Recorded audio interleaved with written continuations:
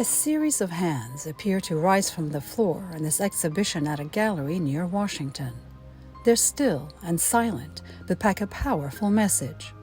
Each bears the name of one of the hundreds of victims killed in Iran for being involved with protests following the death of Mahsa Jina Amini, a 22-year-old Kurdish woman who was arrested, imprisoned, and who subsequently died in the custody of Iran's morality police in September 2022, after she allegedly violated the strict dress code to cover her hair.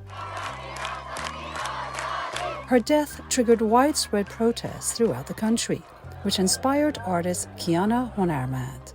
Just watching the violence was absolutely devastating to see so many people, including men, women, children, getting killed and thousands arrested. Honarmand's work pays homage to the demonstrators, whose woman, life, freedom protests evolved into a powerful movement across Iran and other parts of the world. I just had to talk about this because it's the largest, the most significant feminist movement of our time, and it's not talked about as much as it needs to be.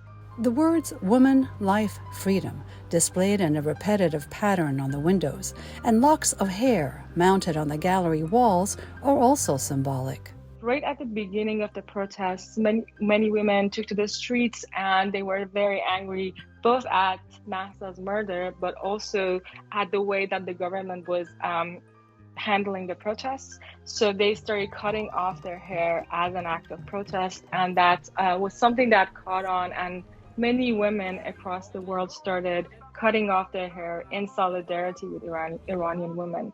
So I wanted to reference that with the hair. What resonated for me very much was seeing hair all over the walls here, because hair has been so central to the struggle for Iranian women and their freedom. And the hands, because it showed these bloody hands symbolizing how much violence there has been against women who want their rights in Iran.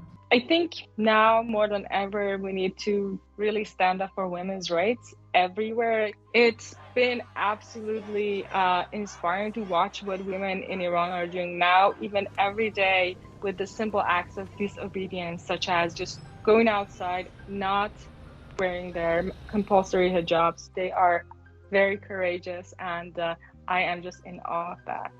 Honarmand says her goal is to continue making hands, one for each victim of the protests whose death has been confirmed. Julie Taboh, VOA News, Rockville, Maryland.